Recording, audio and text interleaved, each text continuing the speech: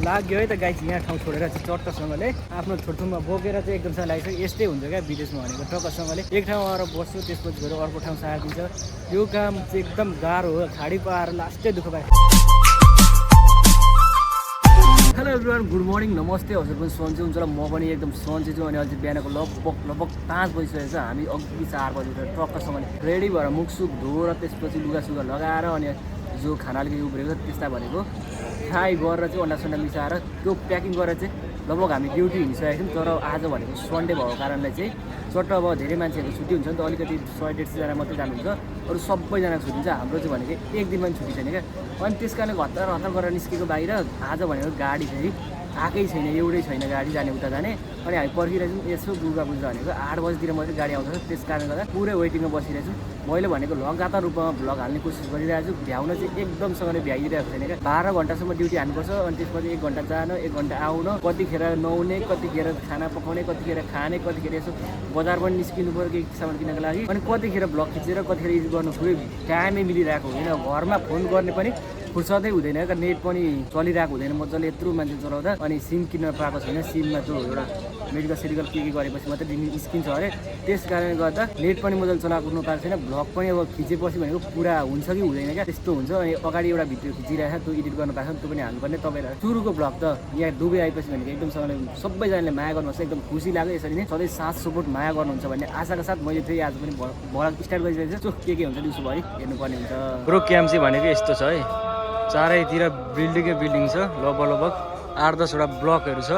त्यसपछि हामी बी ब्लकमा बस्छौँ। उतापट्टि भने गाडीको पार्किङ छ, 8-10 वटा गाडी त छन्, तर जानेवाला कुनै पनि छैन। एउटा गाडी मात्रै जान्छ। गाडी त सबै पार्किङमा राखेको छ, कुन जाने हो कुन नजाने हो पत्ता छैन। सोधेर जानुपर्छ। आज भनेको धेरै जानुहुन्न, लगभग अलिअलि मात्रै जानु कारणले गर्दा गाह्रो भइरहेछ। 12 घन्टा ड्युटी, फेरि हाम्रो चाहिँ भनेको यता घुम्ने उता होइन वाच गर्ने हो क्या। त्यस कारणले गर्दा हिँडिराख्नुपर्छ, एकदम गले जस्तो फिल हुन्छ। अनि हिजो त बेलुकाखेरि हल्का मार्केट गएको थियो उतापट्टि, भरे आउँदाखेरि भनेको बाटो बिर्सेछ। अनि घुम्दा खाली पेटमा बोको पेटमा घुम्दा त यो ढाडहरू, यो पछाडिको यो हुन्छ नि कुमहरू सबै दुखेर यस्तो भयो क्या। भरे 9 बजीतिर यहाँको 9 बजीतिर मात्रै खाना पकाएर खायो क्या, नसकेर। त्यस्तो हुन्छ।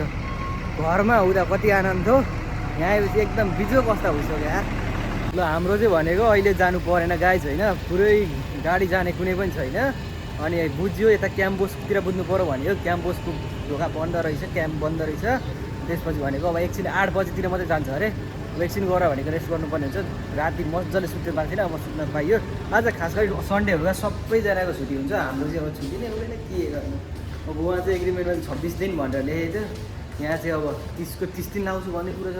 अनि अब त्यो अस्ति हामीलाई जसले इन्टरभ्यू लिएको थियो नि, उहाँ नै आएपछि मात्रै उहाँसँग कुरा गर्नु भन्नुभएको थियो। त्यस कारणले गर्दा उहाँ आउनुभएको छ नि। त्यो 4-5 दिनपछि आएपछि भनेको हामी 26 दिन मात्रै गर्ने हो क्या। कहाँ 30 दिन सकिन्छ त यार। 12 घन्टा ड्युटी मार डालेंगे हामी त, पुरै घुम पुरै थगायो भने जस्तो नि, पुरै राउन्ड हाल्नुपर्छ। अनि अस्ति कारण चाहिँ रुम आइसकेको छौँ। रुमको यही हो हाम्रो 120 117।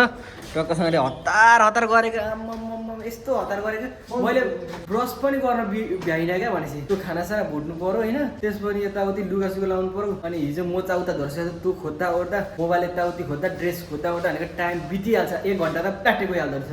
अनि ब्रस नगरी अब छोडिनु पर्यो भनेको आज मजाले ब्रस गर्न पाएँ। मजाले आधी घन्टा लगाएर ब्रस गर्छु अझै म। ल अहिले भनेको चाहिँ बिहानको 8 बजिसकेको छ। अहिले पनि उठेर आयो ड्रेस चाहिँ लाएर भनेको, तर गाडी जानेवाला छैन जस्तो छ। पुरै सबैजना आज सन्डे भएर चाहिँ सब यता र उता घुमफिर गरिरहेको छ। अनि अरू साथीहरू चाहिँ सुते क्या, म चाहिँ सुतिनँ, यताउति घरतिर फोन गरेँ ओरेँ। अनि त्यसपछि बिहान त्यो बनाएको थियो नि त फ्राई राइस, भोक यस्तो लागिरहेछ। अनि त्यो मलाई के राखिराख्नु मलाई दिउँसो भनेर मैले चाहिँ टक्कसँगले हानिदिइहालेँ क्या। अब भोक लागि त्यो भोक मारेर चाहिँ अब के राख्नु होइन, अब त्यो मलाई के कमाउनु जस्तो लाग्यो क्या। मलाई भोकै मारेर कमाउनु कुरो भएन। त्यस कारणले गर्दा टक्क हानिदिइसकेपछि अझै पेट फुल भइरहेछ। अब गयो भने जाने हो, गएन भने फेरि अझै म सुत्छु है, साँच्चै भनेको। अघि केटाहरू एक दिन घुर्दै सुतिरहेको अरे, म चाहिँ सुतिनँ। यताउति मोबाइल चलायो अरे, यताउति फोन गऱ्यो घरमा गएर। अनि खाना खाएँ, त्यस कारणले यस्तो उस्तै गरेर बिताएँ। अब पनि गएन भने चाहिँ गाडी ट्याङ्गै गरेर सुतिदिन्छु। ल झ्याली झम्टाहरू बोकेर चाहिँ आफ्नो चक्कसँगले लाग्यो है। अब अर्को ठाउँमा सिफ्ट गयो होइन। यो चाहिँ अर्कै क्याम्प हो, हामी जानुपर्ने चाइना क्याम्प हो। बिहानदेखि उठेर बसेको छ। अनि गाडी पनि आएन। लास्टमा अहिले फोन आयो, तिमीहरू अर्कैतिर सिफ्ट हुनुपर्छ भनेर फोन आयो। अनि अब सामानहरू कता के थियो, अनि हतार निकालेर सबै कुरा हालेर चट्टसँगले अगाडि केटो लागिसकेको छ, म पनि यहाँ लागिरहेको छु। अनि एउटा भाइ आउँदैछ पछाडि। यस्तै हुन्छ क्या, यसरी कुकुरले बच्चा सारे जस्तो, बिरालोले बच्चा सारे जस्तो सार्नु पर्दा साह्रै रिस हुन्छ मलाई पनि। अब यहाँ आएको लगभग 4-5 दिन पछि भइरहेको छ होइन। अनि नेटको पनि पैसा तिरेको छ 30 दिराम एक महिनाको होइन। त्यो पनि गयो, अब त्यो पनि गयो। अब फेरि त्यहाँ गएपछि अर्को हाल्नुपर्ने हुन्छ। ए साह्रो यार, ठ्याट त्यसरी बोक्नु परेको छ। सबै लुगा खुद पारेर यहाँ हालेँ। अनि अलिअलि लुगाको ब्यागमा हालेँ, अलिअलि जुत्ता सबैहरू यहाँ हालेँ। त्यस्तै उस्तै गऱ्यो। गाह्रो भयो गाइज, गाह्रो भयो। दुःख पाइयो खाडीमा र लाग्यो है त गाइज। यहाँ ठाउँ छोडेर चाहिँ चट्टसँगले आफ्नो छुट्टुमा बोकेर चाहिँ एकदमसँग लागिसक्यो। यस्तै हुन्छ क्या विदेशमा भनेको, टक्कसँगले एक ठाउँ आएर बस्यो, त्यसपछि गएर अर्को ठाउँ सारिदिन्छ। यो काम चाहिँ एकदम गाह्रो हो। खाडी पाएर लास्टै दुःख पायो भाइ। कस्तो लागिरहेको छ यस्तो हुँदाखेरि? रमाइलो लागिरहेछ तिमीलाई? चाहिँ त्यो झाल्डा ढुप्पा बोकेर हिँडिराख्नु मन लाग्छ है क्या? मलाई चाहिँ एक ठाउँ बसेपछि फेरि एकदमसँगले त्यहीँ रमाइलो गर्नु मन लाग्छ। तर यता र उता कुदायो भने यो लुगा सुगा कता कता के हुन्छ नि त, त्यस कारणले गर्दा लास्ट झ्याउ लाग्छ क्या। गाडी आएको छ कि छैन त्यो पनि हेर्नुपर्ने हुन्छ। दिमाग खराब भइसक्यो। आज बरु सुतेको गर्नुपर्ने छ। उठेर बिहानै उठेर यता र उता के गर्दा गर्दै आजको दिनै बित्यो। ल अहिले भनेको चाहिँ दिउँसोको 2 बजिसकेको छ होइन। हामीले बिहानदेखि उठेर भनेको ड्युटी जाने यताउति के गर्ने भनेर सोचिरहेको थियौँ। तर बिहान एकचोटि जाँदा पनि आज सन्डेको दिन भएर जान पाएन। त्यसपछि भनेको 8 बजे पनि गाडी आएन। अनि उता हाम्रो आज क्याम्प सर्ने दिन थियो क्या। अनि क्याम्प सर्ने हुँदा यता गाडी पनि आएन। अनि अहिले चाहिँ भनेको 2 बजे आएको छ। हाम्रो दाइहरू पनि ड्युटीबाट आइसक्नु छ। अनि सबैजना भेला भएर चाहिँ हाम्रो भनेको अस्ति भनेको 5 जनाले मिलेर टक्कसँगले किनेको थियौँ क्या हामीले। भाडा कुडा यताउति सब कुरा।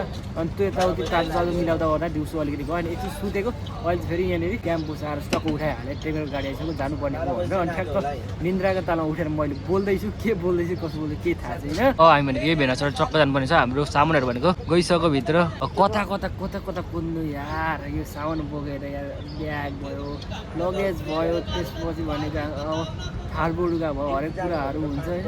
त्यसरी बोकेर हिँड्नुपर्दा लास्टै गाह्रो हुन्छ यहाँ।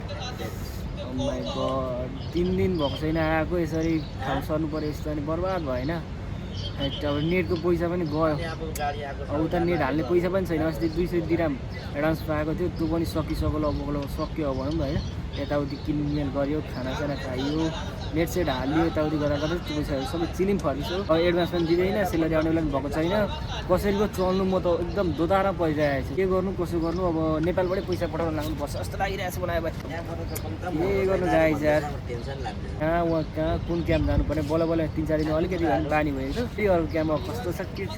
ल अहिले भनेको चाहिँ हामी चाइना क्याम्प आइसकेको छौँ। चाइना क्याम्प आएर चाहिँ भनेको टक्कसँगले त्यहाँ त्यो इन्ट्री गरेर टक्कसँगले भित्र कोठामा आइसकेको छौँ। कोठामा आएर भने टक्कसँगले बेड चाहिँ मेरो फेरि योचोटि नि माथि नै पऱ्यो। अस्ति माथि त मुनि माथि गर्दा गर्दै मेरो औँलाको त्यो घोचिरहेको थियो क्या। अनि फेरि यहाँ फेरि अब एकदम फेरि उताको जस्तो क्याम्प रहेछ। एकदम पुरै नियमसहित बस्नुपर्ने हरेक कुरामा होइन। हरेक फाइन आउँछ अरे एकैजनाको लगभग 3000 जति आउँछ अरे क्या। सेलरी भयो भने 1500, फाइन आउँछ अरे 3000। अनि खाना पकाउँदैन होसियार दिनुपर्ने। अनि हरेक कुरामा फोहोर मैला यताउति हरेक कुरा जानुपर्ने। फेरि एकदम सही छ क्या। पुरै चाइना क्याम्प भनेपछि चाइनाले बनाएको क्याम्प हुन। त्यस कारणले गर्दाखेरि बबाल छ। हाम्रो अब खानासाना खुवाइ हुँदैन जस्तो छ होइन केटा? खाना पकाएर खुवाइ हुन्छ हुँदैन? अनि फाइनको फाइनै बबल तरिकाले आउँदैछ। अनि अब कहाँ खाना पकाएर खुवाउनु? दाल अलिकति छिट्यो भने पनि कुदाउने, के हुने, अलिकति डढो भने पनि फाइन आउने। सब कुराले फाइनले त गर्दा नि हाम्रो त सेलरी आउनुभन्दा अगाडि नै फाइनले सकिसकेको हुन्छ। अनि कहिले सेलरी आएर त्यो अर्को फाइन तिर्नु पर्ने भयो। अब मुनि फेरि यस्तो बवाल छ फेरि होइन। मुनि यस्तो बवाल छ, सबै तपाईँहरूलाई म देखाउँछु। पुरै जिम गर्ने, फुटबल खेल्ने, अनि भलिबल खेल्ने, सिकै खेल्ने हरेक कुराहरू मुनि पाइन्छ। बवाल छ क्या। अब हामीले त्यहाँ बसेको 8 दिन जति बस्यो। त्यस्तो ठुलो टोइलेट पनि एउटै, किचन पनि एउटै, सबै हुँदाखेरि गजान फुजुङ भइरहेको थियो। यहाँ भनेको टोइलेटको अर्कै साइड, किचन अर्कै साइड, बवाल छ। त्यो चाहिँ अलिकति बस्न आनन्द आउने भयो। यहाँनिर भने चाहिँ बवाल तरिकाको रेस्टुरेन्ट छ हाम्रो क्याम्पमा। उहाँ त यस्तो केही पनि थिएन। यहाँ छिर्न भनेर अघिदेखि 10 मिनट बसेको। अब के छ रेटहरू भनेर थाहा भएन। भरे महँगो रहेछ भने हामीसँग पैसा खासै केही पनि छैन क्या। धेरै छैन खासै। त्यस कारणले कोही छिर्न मानिराखेन। अझै भित्र गएर चट्ट हेर्नु त यस्तो मगमग आइरहेको छ कि भोक लागेको त बिहानै केही खाएको छैन। अहिले यहाँ चट्टसँगले आएपछि गन्धले भयो नि हल्का भयो नि भोक मरिरहेछ। ओ यस्तो छ। ल हाम्रो चाहिँ अहिले भनेको टक्कसँगले चाउमिन आइसकेको छ, चिकन चाउमिन। अरू चिज भनेको त एकदमै छ महँगो क्या। 10 दिराम, 12 दिराम, 15 दिरामसम्म छ। यो चाहिँ सबैभन्दा सस्तो मेनु हेरेको जम्मा 4 दिराम छ। हामीसँग अहिले त्यत्रो धेरै पैसा छैन। त्यस कारणले गर्दा सबैजना हामी 4जनाले बसेर टक्कसँगले चाउमिन खाँदैछौँ। अब अलिकति पैसा आउनु थालेको छ भने खाउन न होइन। पैसा नै भएपछि त कसरी खानु? अहिले भनेको यस्तै सस्तो मिठो चिजहरू खाएर खानुपर्ने छ नेपाली कन्भर्ट गरेर लगभग 160 रुपियाँ परेको छ मैले काटी काम है गाह्रो छ गाह्रो पैसा आउँछ यतै सकिन्छ भाइ नेपालको भन्दा यहाँको कस्तो छ टेस्ट नेपालको भन्दा त ठिकै हुन्छ दाइ ठिकै हुन्छ नेपालको टेस्ट कहिले पनि कसैले बिटै गर्न सक्दैन क्या नेपालकै ठिक हो नेपालको टेस्टै बिट गर्न सक्दैन क्या यिनीहरूमा यता हाम्रो होमबाइक के छ टेस्ट कस्तो आइरहेछ 160 हो नि हो फेरि के छ भाइ ठिक छ नि फेरि कान्छो बोल्दै बोल्दैन खान थालेपछि नि मर्दै बोल्दैन मन सुरु गरेँ है तब यहाँ भनेको चाहिँ एकदमसँगले नियम बाई नियम हुँदैछ यो निकाल्न पनि वाइफाई हाल्न पनि यस्तो कार्डहरू हाल्नुपर्ने हुँदैछ पेपर दिँदैछ अनि अर्को कुरो भनेको यो कार्ड छ नि यो कार्ड जहीँ जाँदा पनि भित्र बाहिर जे गर्दा पनि यतातिर आउँदा पनि भनेको टपसँगले यो कार्ड नदेखाइकन स्क्यान नगरिकन छिर्न मिल्दैन यस्तो बवाल छ कि एरिया होइन यस्तो खतरा छ ट्याकसँगले हरेक कुराहरू यहीँभित्र छ फेसिलिटी यति छ कि तर पैसा भनेको चाहिँ केही बच्दैन जस्तो लाग्यो मलाई हरेक कुरामा अब खानापिना पनि अब उहाँ हाम्रो भनेको एउटा मात्रै थियो त्यो दोकान तर यहाँ त हरेक कुराको सम्पूर्ण यहीँ भित्रै नै छ कपाल काट्ने भयो वाइफाई भयो के चटपटे सटपटे यता खानेकुरा खानासाना सब कुराहरू यही भित्र पाउँछ अब खाना पकाएर खाँदा भनेको फाइन धेरै पर्छ जस्तो लाग्यो त्यो दाल साल उच्च त्यो भने पनि पऱ्यो त्यो पुनिउ पनि उतापट्टि राख्नु भन्नु पऱ्यो त्यस कारणले गर्दा अब खाना हामी चाहिँ त्यही मेसमै खान्छौँ कि के गर्छौँ थाहा छैन हरेक कुरा भित्रै नै रहेछ सिम पनि यहाँनिर भनेको यहीँ पाउँदो रहेछ होइन अनि त्यसपछि भनेको यतातिर भनेको के छ सबै कुरा चाहिने जति सबै कुरा छ नभएको कुरो केही छैन बजार मार्केट कहीँ पनि जानु पर्दैन तर एकदम धेरै महँगो छ क्या एकदम धेरै महँगो छ यो सेलरी बच्चा जस्तो लागेन मलाई खासै मार्केटै जस्तो रहेछ क्या यो क्याम्प त नि ल केटाहरूले चाहिँ चिकन लेग पिसहरू के खाने भनेछ हाम्रो भाइले उसको तर्फबाट चाहिँ चिकन लेग पिस खुवाइदिने भयो आज चट्टसँग आम्म यहाँ त बास्नाले लगाइदिएको छ हरेक कुराहरू सब कुरा यहीँ पाउँछ म त के गरौँ हो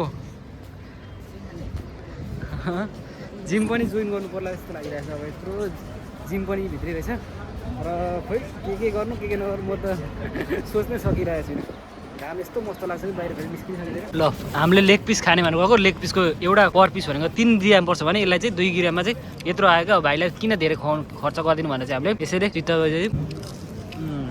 अर्था चटनी बहुत मिठा है